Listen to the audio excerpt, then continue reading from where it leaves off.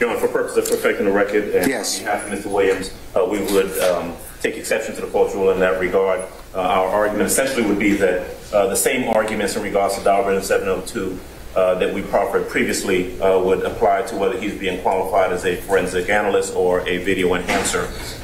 And we believe that these statements and the evidence that's been put forth so far do not meet the requirements of Daubert or 702, even under this newly proffered expertise. Well, I'll of course professionally disagree with you. I think that from the court's listening to his testimony, Mr. Pineda's testimony, he's been doing this for 30 years.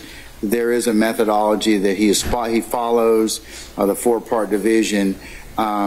That certainly he followed that in this particular case. I think that would be helpful to the jury in this particular matter. So it's different than being a forensic, because then forensic, I should say, video analysis. So I'll respectfully overrule or note your objection for the record. And ask for continued objection, of course. All right. And on behalf of Mr. Stillwell, who is directly affected by this evidence as well, we will join in Mr. Adams' argument and adopt all of his arguments. Okay, if you're not, Mr. Harvey did you all a favor yesterday, okay?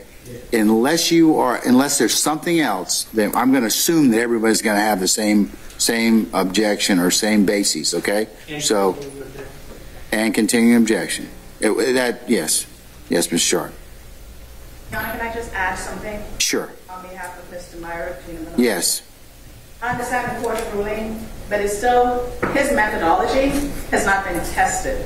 And that's the additional thing that I would add. It hasn't been tested, it hasn't been peer reviewed, hasn't been tested. We have no idea whether or not his methodology, the way that he does it. Under Kumu, have you taken a look at Kumu Tire? I did, Judge. 526 U.S. 137, 1999. Okay, and that allows the court to look at other factors for non-scientific, and this is non-scientific. It's more so not like chemistry, biology, physics, that kind of thing that can be tested. That can be that there's either a right or a wrong answer. So I'm required under Kumu to go ahead and at least, if I can look at the other factors in terms of the subject matter of his testimony and expertise, reliability. I'll note your objection for the record. Okay. Thank you. All right. But Your Honor, Kumu Tire doesn't apply here. This is scientific analysis that he is doing. I don't understand what can be more scientific than using Fourier transforms, discrete cosine transforms. You're taking it into a different domain. No, you are, because you're adding things that haven't been testified to. He testified that he doesn't know. Okay, and that goes to weight and sufficiency. Well, in terms of, it can go to weight and sufficiency. I have a gatekeeping function, but beside that, you're welcome on cross to take him to task on any of that. But your gatekeeping function ensures that methods, analysis, that doesn't follow reliable, established standards doesn't get in front of the jury. And this gentleman, while he's been doing it for a long time, is not following the methodology that's established in this industry.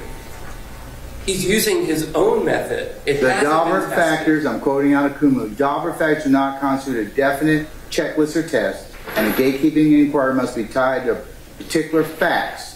So, particular facts are, he enhances, he blows this thing up into divides it into four parts, and he can testify about that. You're welcome to go ahead, and he's been doing that for 30 years, and certainly the types of videography has changed over that particular period of time.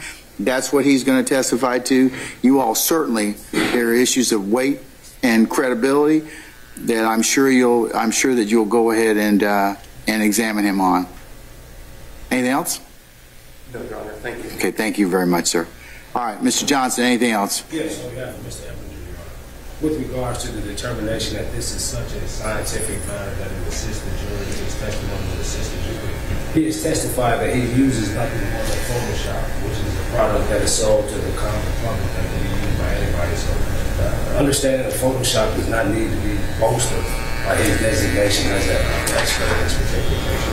And also, the fact that him saying he's been doing this 30 years should not carry weight given the fact that he's using technology that has not even existed for maybe 10 to 15 years, which he testified that he only uses maybe twice a month based on his own. So based on those things. And he's been qualified 50 times in, or actually in DeKalb, Fulton, Cobb, and Gwinnett, so, and Fulton. So, all right. Thank you, Mr. Johnson, thank you. All right, Mr. Suri, anything, sir?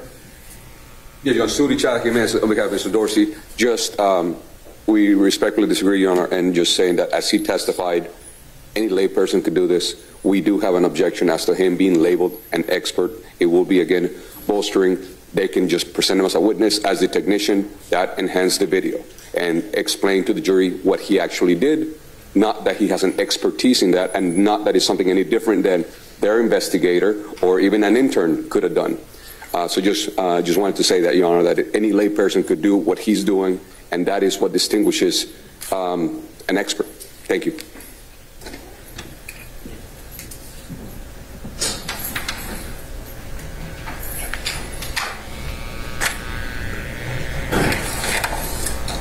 Ms. Rosenwasser, one more thing. What about the issue of somebody? I mean, Photoshop he used Photoshop in this particular case, didn't he?